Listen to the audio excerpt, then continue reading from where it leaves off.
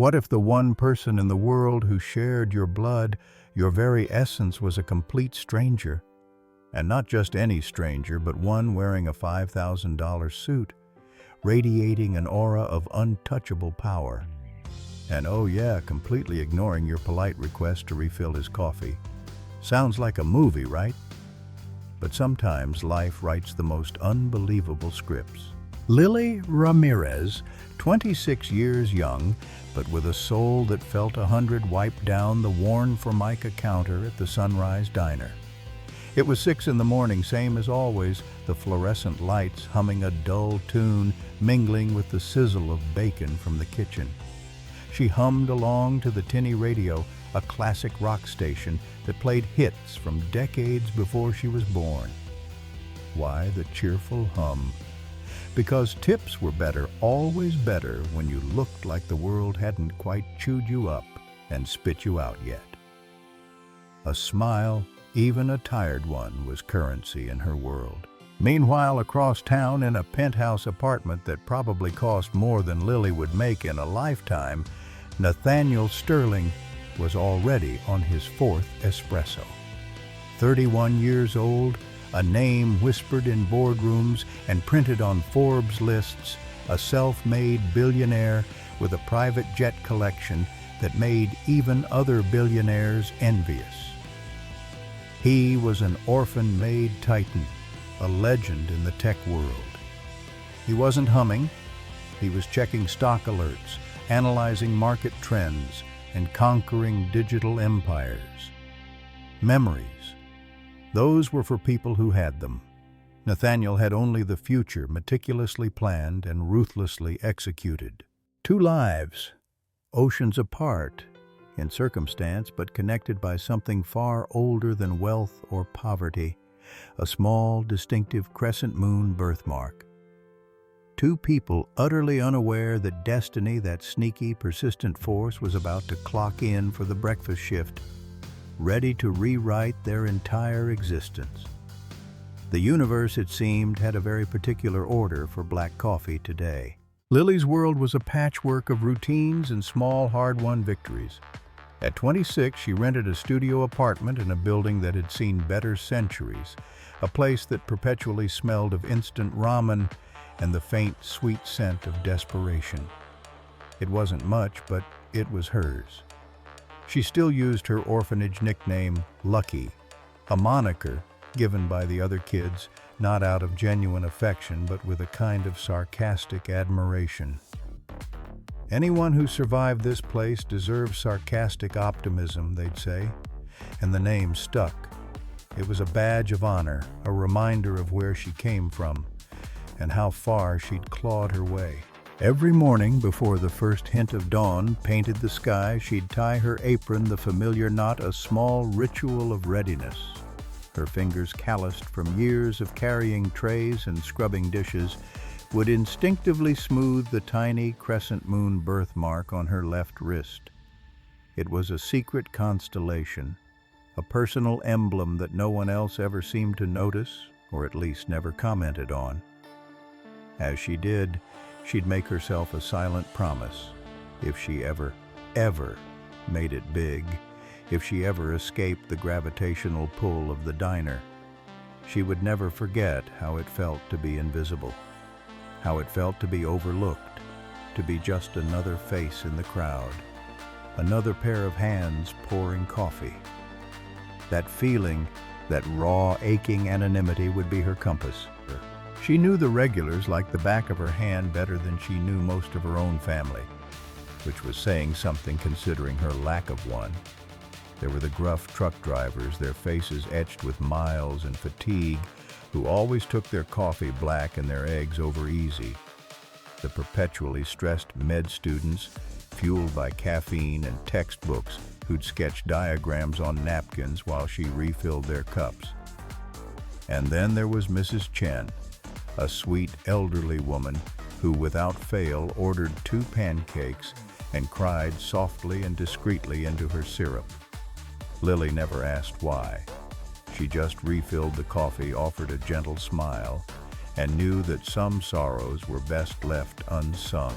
Lily knew the rules of the diner and, frankly, the rules of her life smile refill: don't ask questions, and for heaven's sake, keep your dreams small enough to fit comfortably in a tip jar. Anything bigger felt like a cruel joke, a setup for inevitable disappointment. But what she didn't know, couldn't possibly have imagined, was that today, the entire universe, with all its grand, unpredictable plans, was about to walk right through the diner doors. It would be wearing Italian leather shoes, smelling faintly of expensive cologne, and ordering black coffee like it was a multi-billion-dollar business merger. Her small, predictable world was about to collide with a force she never saw coming. Nathaniel Sterling at 31 was a self-made titan. His empire, Sterling Technologies, was built not on inherited wealth, but on sheer, unadulterated grit. He started with one second-hand laptop, a flickering screen, and exactly 0 handouts. Every line of code, every strategic acquisition, every groundbreaking innovation was a testament to his relentless drive to prove something not just to the world, but to himself. Forbes magazine, always eager for a compelling narrative, had once called him the man who digitized kindness, a nod to his philanthropic ventures and the user-friendly nature of his ubiquitous software. But Nathaniel knew deep down that kindness, no matter how digitized or altruistic, didn't pay for the gaping, ragged hole in his chest. A hole shaped precisely like a family photo he'd never seen, a void where memories of a childhood of belonging should have been. He was a master of control, a CEO who kept his meetings tight, his budgets tighter, and his emotions tighter still.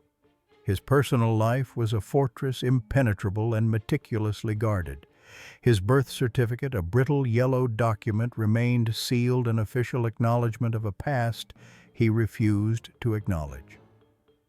The only thing he truly knew about his origins was a single cryptic line scrawled on an orphanage form, a detail that had haunted him since he first stumbled upon it in a dusty archive during a rare moment of introspection. Infant male Crescent birthmark, right wrist mother, deceased father, unknown twin sibling possible. Twin sibling possible. 3 words that had echoed in the hollow chambers of his ambition for 3 decades. He'd spent those years, every single one of them, systematically convincing himself that this detail was irrelevant. A statistical anomaly, a clerical error, a cruel, fleeting whisper of what might have been quickly dismissed by the cold logic of his intellect. He was Nathaniel Sterling, the architect of his own destiny, not the product of some forgotten past. He had no time for ghosts. But then, in the blink of an eye, in the sudden jarring sight of a tired waitress, her movements weary but graceful, with that same moon, that identical, impossible crescent etched into her skin, something shifted. Irrelevant became undeniable. Impossible became terrifyingly, thrillingly real. The meticulously constructed armor around his heart, the one he'd spent a lifetime forging, suddenly felt like it was cracking under an unseen but immense pressure. He chose the corner booth, a strategic vantage point, phone already on the table, its screen a glowing portal to his digital empire.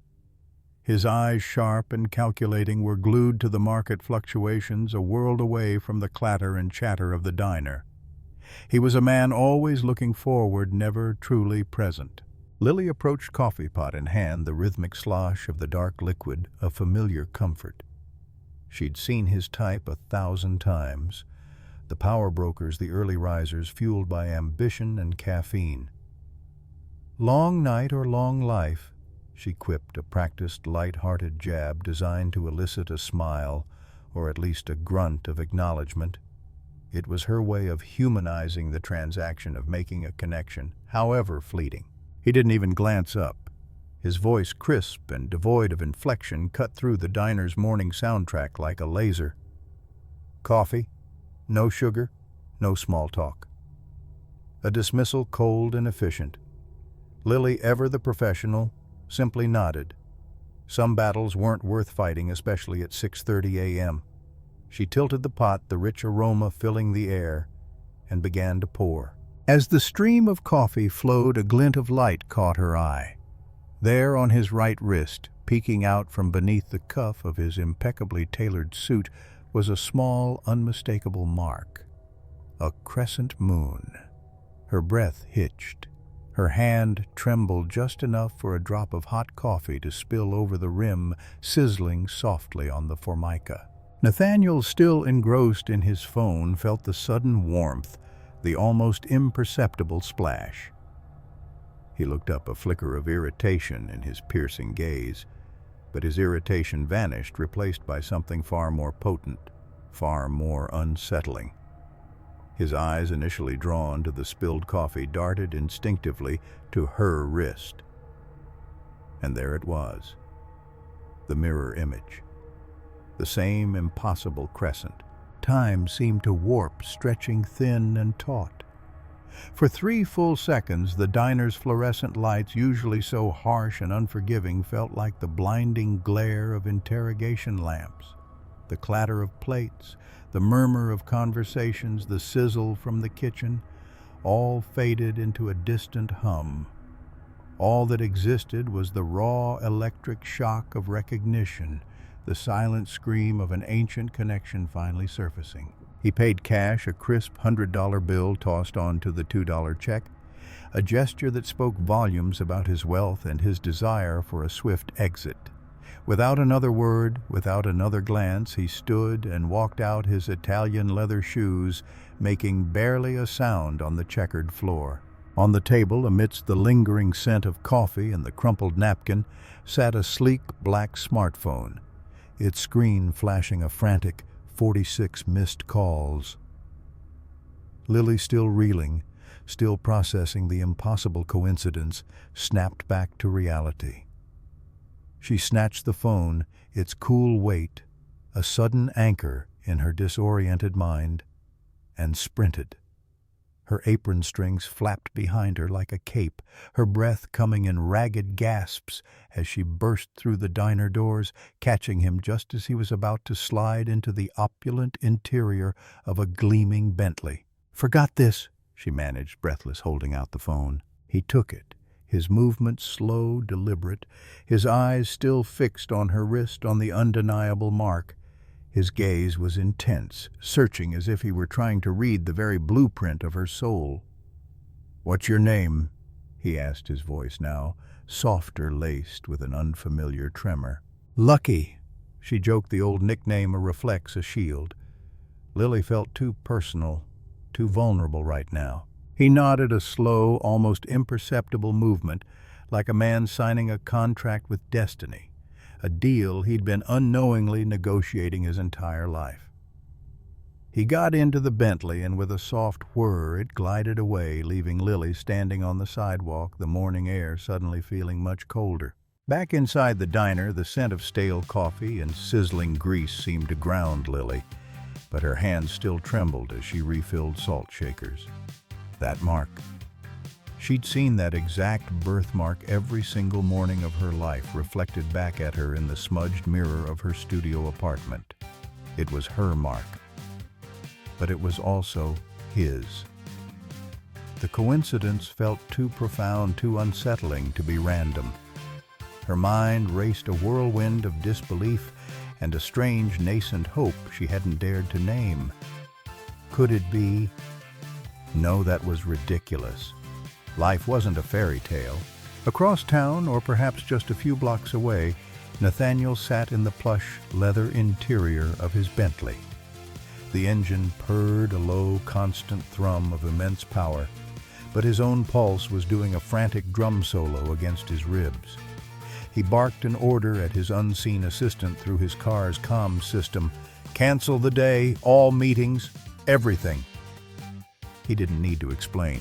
His tone brooked no argument. No. Then, with a singular, focused intensity that usually reserved for multi-million-dollar acquisitions, he opened a private browser on his retrieved phone. His fingers, usually so precise, hovered for a moment before typing Crescent birthmark heredity, probability, identical siblings. The cold, impartial algorithm of the internet began to churn, pulling up studies, genetic probabilities, anecdotal evidence.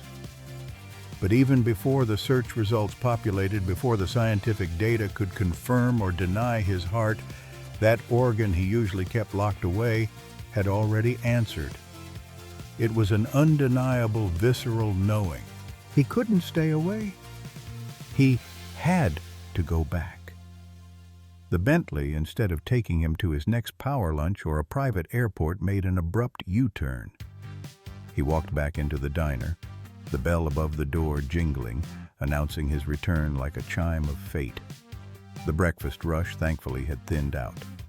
Only a few stragglers remained, nursing lukewarm coffee. "Got a minute?" he asked, his gaze finding Lily, who was wiping down the now empty counter where he'd sat. His voice, though still firm, held a new, hesitant quality. Lily looked around, a small, wry smile playing on her lips. "For the guy who tips like a lottery ticket? Sure, I've got a minute." Her sarcasm was a defense mechanism, a way to keep this strange, intense man at arm's length. But beneath the wit, a flicker of something she couldn't suppress, curiosity, apprehension, a whisper of hope had already taken root. Section 5, The Story. They sat, not in a corner booth this time, but at a small, unassuming table near the window, the morning sun streaming in, illuminating the dust motes dancing in the air. Nathaniel, with a deliberate slowness, pushed up the sleeve of his expensive suit jacket. There it was, stark against his skin, the crescent moon. Lily, without a word, pushed up her own sleeve. 2 moons, aligned, a cosmic punctuation mark in the messy sentence of their lives. He spoke first, his voice gravelly, as if the words had been trapped for decades. "I was told my twin died at birth. The paperwork lied, or I did." He wasn't sure which was more painful to admit. The idea of a lost sibling had been a phantom limb, an ache he'd learned to ignore. Lily's throat burned, a familiar sensation of old wounds stirring. "I was told nobody wanted me. Same difference, really." Her words were blunt, tinged with the bitterness of a childhood spent feeling unwanted, unchosen. The orphan's lament. He asked where she grew up. "St. Mary's Home." She replied, the name a ghost on her tongue. His eyes widened, a rare crack in his stoic facade. "So did I." He breathed the words barely audible. Different wings, different years, but same nuns. A shared past, fragmented, yet undeniably linked, began to emerge from the shadows. The formidable Sister Margaret, the smell of industrial strength cleaning supplies, the echoing hallways. Suddenly, these were not just her memories, but theirs. "When's your birthday?" he asked, his voice now urgent, almost desperate. "March 3rd, she said, almost a whisper. "March 3rd? He echoed a single definitive statement that hung in the air, heavier than any silence. Silence. A profound, echoing silence, louder than the grinding of the coffee machine, louder than the distant traffic, louder than anything either of them had ever known. It was the sound of 31 years of unanswered questions, finally finding their voice, the sound of 2 shattered halves recognizing each other. He broke it finally, his voice laced with a raw vulnerability she never would have expected from a billionaire. Would you take a DNA test?" Lily, ever practical, ever wary, raised an eyebrow. "Is this a scam? Because I've seen enough of those to fill a phone book." Her defenses were still up, a lifetime of caution ingrained in her very being. Then a sound she hadn't realized she'd been waiting for. He laughed. It was a rich guy laugh, yes, but it was also rusty, unpracticed, like a forgotten engine sputtering to life. He hadn't truly laughed, not like that, since before the IPO, before the empire, before he forgot what it felt like to simply be. The sound was surprisingly disarming. "I'll pay for it," he said, still chuckling softly. "Every last cent. Just tell me you'll consider it." She looked at him, truly. Looked at him past the suit, past the billions, to the raw, hopeful vulnerability in his eyes. Curiosity, she decided, costs nothing, even when rent did. "Yes," she said, a new word, a new possibility blooming in her heart. "Yes, I will." The next morning, a sleek black car, far too luxurious for the quiet residential street where Lily lived, pulled up outside her apartment building. It wasn't Nathaniel's Bentley, but it bore the unmistakable sheen of expensive taste. He'd sent a car, a small, almost imperceptible gesture of anticipation of hope. Lily, trying to project an air of casual indifference she didn't feel, wore her best jeans, the ones without the faint coffee stains, and her favorite, most cherished piece of jewelry, a cheap silver heart necklace, a relic from the orphanage. On its back, faintly engraved, were two simple words: "Hold on." It was a mantra, a silent promise she'd made to herself countless times. At the lab, a sterile, hushed environment that felt a million miles away from the bustling diner, a kind-faced lab technician drew vials of her blood. Each one was carefully labeled a tiny vessel carrying the secrets of her past, the blueprint of her identity. The tech, with a reassuring smile, promised results in 48 hours. 48 hours. It felt like an eternity and a heartbeat all at once. Nathaniel, ever the pragmatist, had invited her to wait out the results in his penthouse, a suggestion born of a desire for control and a nascent, unspoken need to keep her close. "You don't have to be alone," he'd said, his voice surprisingly gentle. But Lily, grounded by routine and a deep-seated resistance to charity, had politely declined. "Diner shift?" she'd said, a slight shrug. "Tips don't replace themselves." It was more than just the money. It was the familiarity, the comfort of her known world, even as it teetered on the brink of profound change. Nathaniel surprisingly respected that. He understood the dignity of work, the quiet pride in earning one's way. But he couldn't just let her go without a gesture. He paid her day's wages anyway, not as a handout, but as a silent acknowledgement of the seismic shift about to happen in her life. He left an envelope with the diner manager, a man who, despite his gruff exterior, had a soft spot for Lily. Inside the envelope, Lily found 2 crisp grand cash and a note penned in Nathaniel's surprisingly elegant script: "Either way, you matter." It wasn't about the money, though, that was a staggering sum for her. It was the words. "You matter." Words she hadn't realized she was starving for. Later that day, between the lunch rush and the afternoon lull, she slipped into the walk-in freezer, the blast of icy air a welcome shock to her system. There, amidst the crates of frozen fries and industrial-sized tubs of ice cream where no one could see her, Lily Ramirez finally allowed herself to cry. Tears of exhaustion, of fear, of an overwhelming, fragile hope that she hadn't dared to embrace until now. While Lily navigated the familiar rhythms of the diner, her heart a drumbeat of nervous anticipation, Nathaniel's world was a whirlwind of focused, calculated action.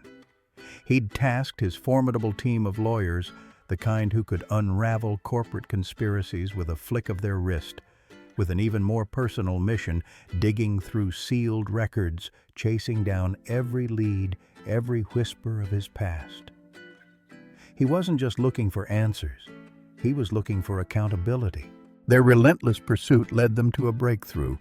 A nurse now elderly and frail but still alive, still carrying the heavy burden of a long-held secret, a quiet guilt that had festered for decades. The lawyers, with their sharp questions and even sharper understanding of human weakness, gently but firmly extracted the truth. The nurse, her voice trembling with the weight of her confession, painted a vivid, heartbreaking picture. A panicked mother, young and overwhelmed, suffering a severe hemorrhage during childbirth. twins, tiny and fragile, rushed to separate hospitals in the ensuing chaos.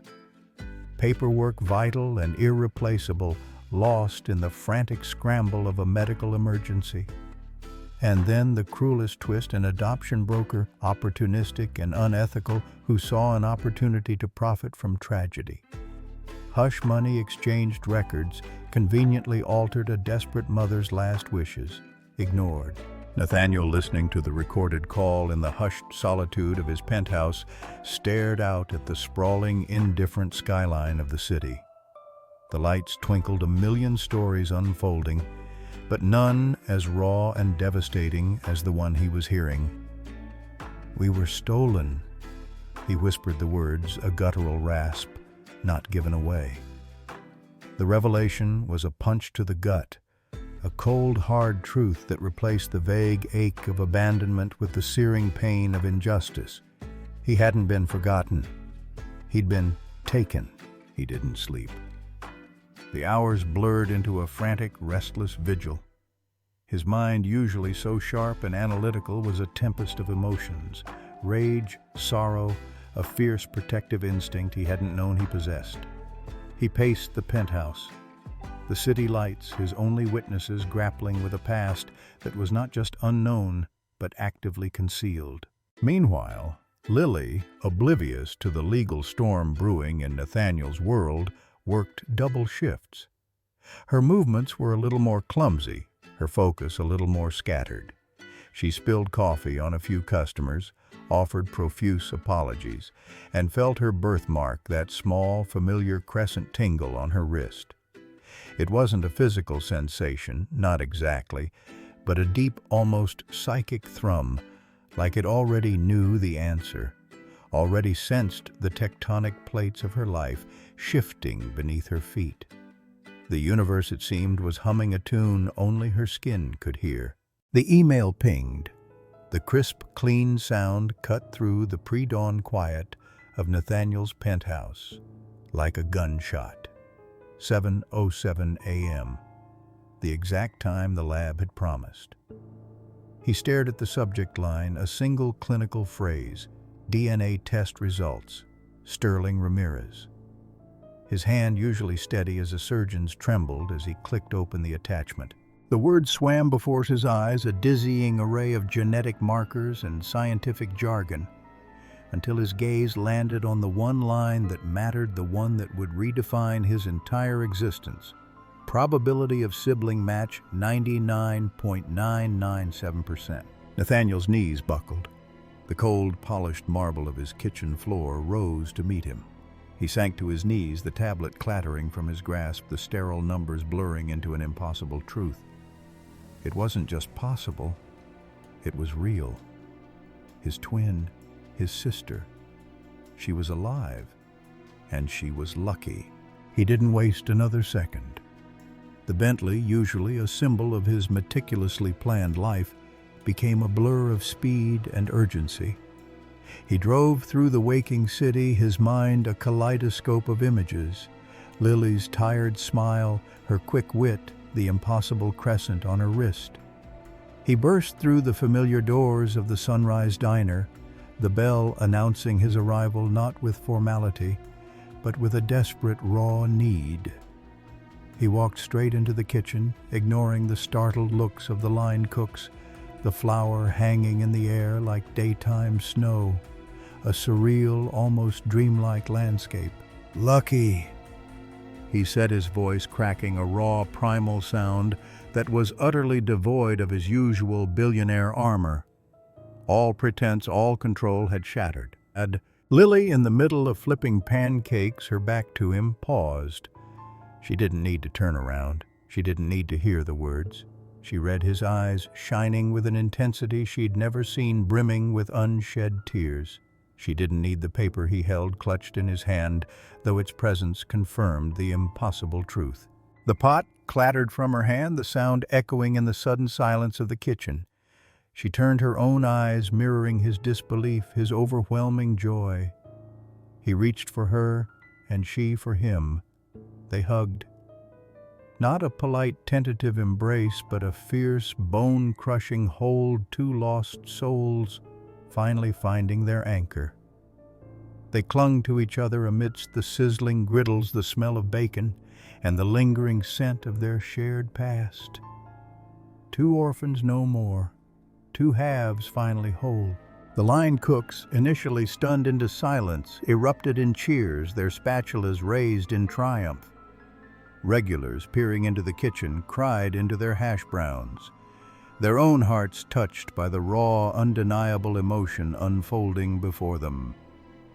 Mrs. Chen, bless her heart, left 20 crumpled $1 bills as a tip, a small fortune for her, and wiped her eyes.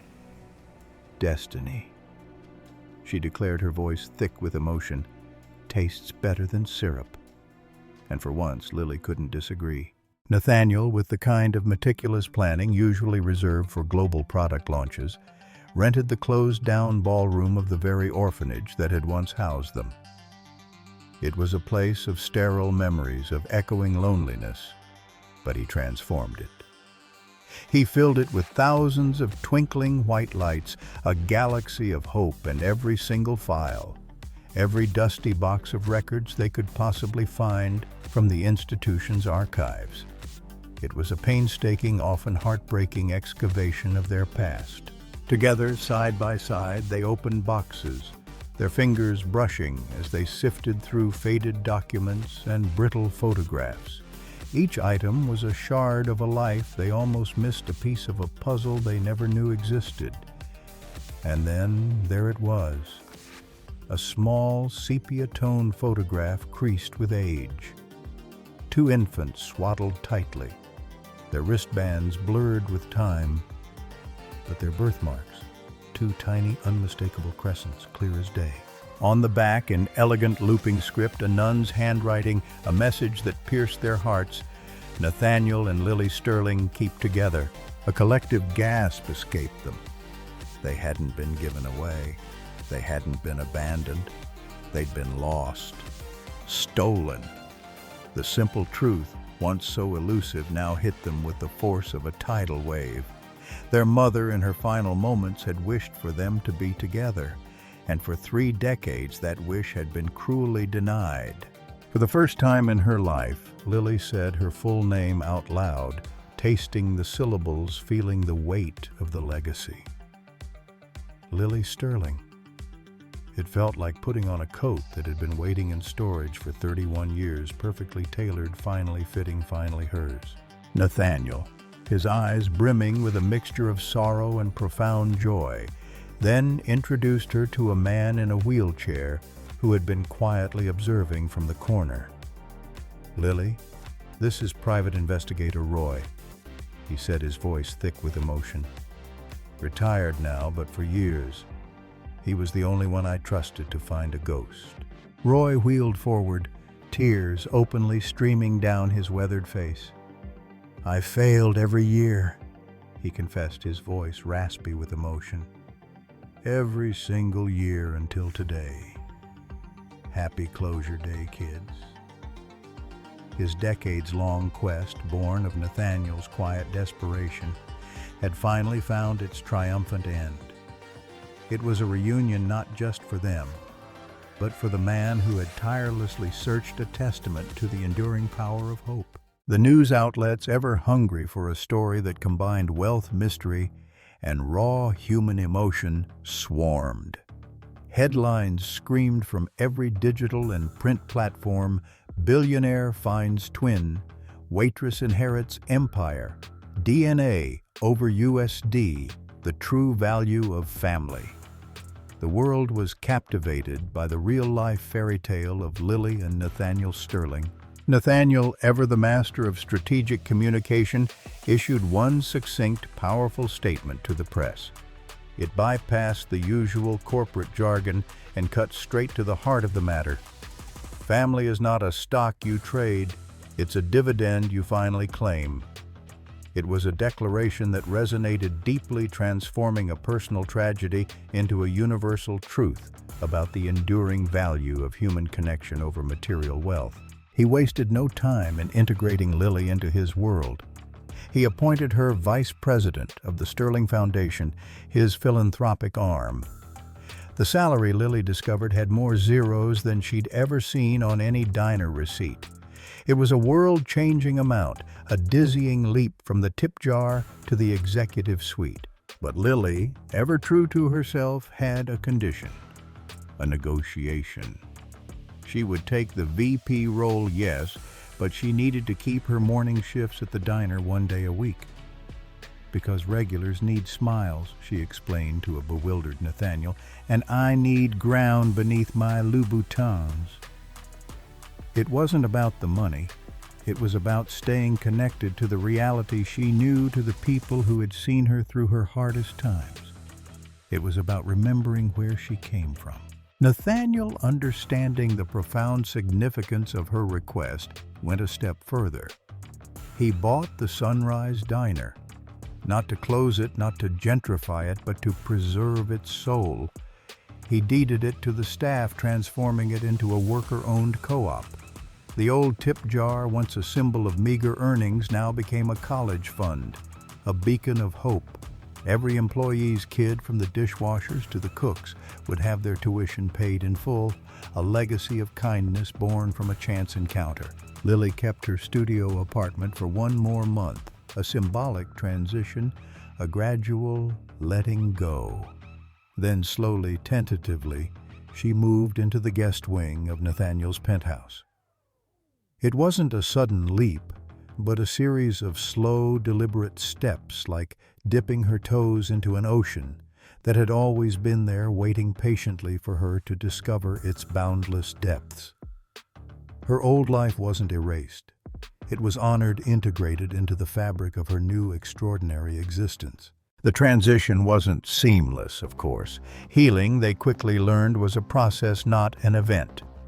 They embarked on therapy, sometimes together, sometimes separately, sometimes together again, navigating the labyrinthine pathways of their shared trauma and individual coping mechanisms.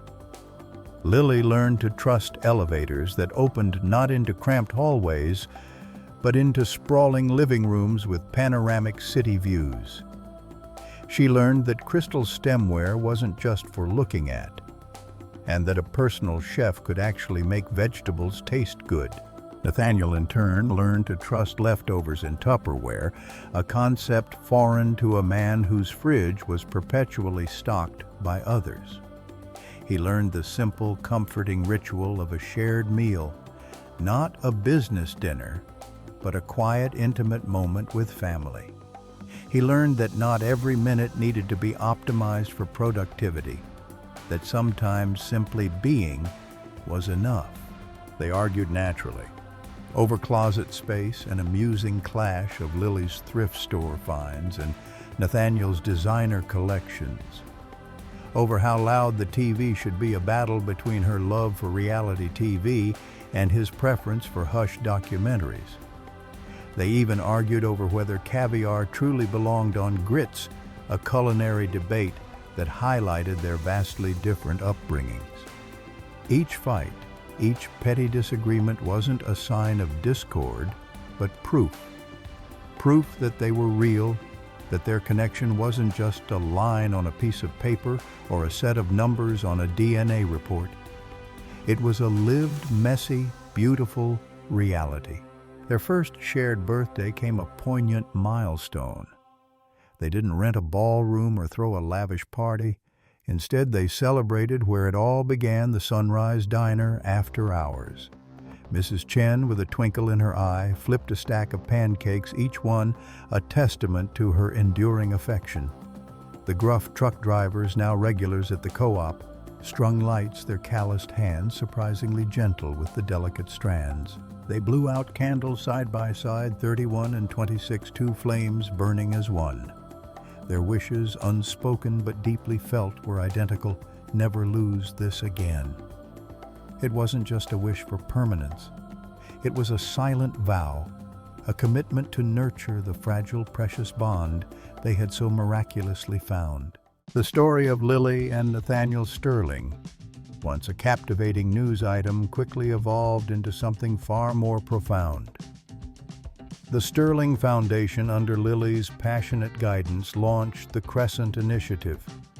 It wasn't just a charity, it was a movement, a beacon of hope for countless others. The initiative offered scholarships specifically designed for separated siblings who, like them, had been denied the chance to grow up together. It provided free, accessible DNA kits for orphanages and adoption agencies, empowering individuals to uncover their biological roots. And crucially, it offered legal aid for adoption transparency, fighting for clearer records for the right of every person to know their origins. Lily ran the initiative with the same efficiency and heart she brought to the diner. Her approach was simple: greet, serve, follow up. She approached each case, each story, with the same genuine empathy she'd offered Mrs. Chen, crying into her syrup. Within a year, the Crescent Initiative had facilitated 47 matches, 47 families stitched back together, 47 stories of reunion echoing their own. The media, always quick to coin a catchy phrase, dubbed it the lucky effect. Lily laughed every time she heard it. But it wasn't a laugh of irony or self-deprecation. It was a laugh of genuine, deep-seated joy. Because lucky had never been ironic. It had been a prophecy whispered by kids who hoped a name given by those who understood that survival itself was a kind of miracle. Nathaniel watched her speak on stage, commanding attention, inspiring thousands. He saw her not as the waitress he'd once dismissed, but as the formidable, compassionate leader she was always meant to be. His suit jacket was off his sleeves, rolled up, and his own Crescent birthmark, once a secret shame, now faced the crowd like a proud moon pulling tides of second chances of rediscovered connections. He cried, unashamed, the tears a testament to the profound shift within him. The hole in his chest, once so vast and aching, was now filled not with wealth or power, but with the resounding applause for his sister and the certainty that her radiant smile was without a doubt the greatest IPO of his life. One evening, as the stars began to prickle the twilight sky, they walked the old orphanage grounds. It was no longer a grim, imposing institution, but a vibrant, brightly lit community center, a testament to transformation. The echoes of loneliness had been replaced by the laughter of children, the hum of activity. Lily, her hand tucked into Nathaniel's, looked up at the vast expanse of the night sky. "Think Mom knew?" she asked, her voice soft, contemplative. "About us, about what would happen." Nathaniel squeezed her hand. "Maybe," he replied, his gaze sweeping across the familiar yet utterly changed landscape of their shared past. "Maybe she carried us both as long as she could, loved us as fiercely as she could, and then left the rest to fate." It was a comforting thought, a balm for the lingering wound of their abandonment. They stood for a long moment, simply being under stars that looked the same over mansions and homeless shelters, over diners and penthouses. The universe, in its infinite impartiality, watched over them all. She took his hand, intertwining their fingers, birthmark to birthmark. Two crescents perfectly aligned, forming a full, luminous moon. "Guess fate needed a waitress," she said, a playful smile touching her lips. "And a workaholic billionaire," he replied, his voice mirroring her light-hearted tone. They laughed then, a sound that was remarkably similar. Same pitch, same cadence. Two hearts beating in perfect, joyful synchronicity. Twins, separated by years, by circumstance, by a cruel twist of fate, but never ever by heartbeats. Their laughter echoed across the transformed grounds, a melody of healing, of homecoming, of a future, finally together.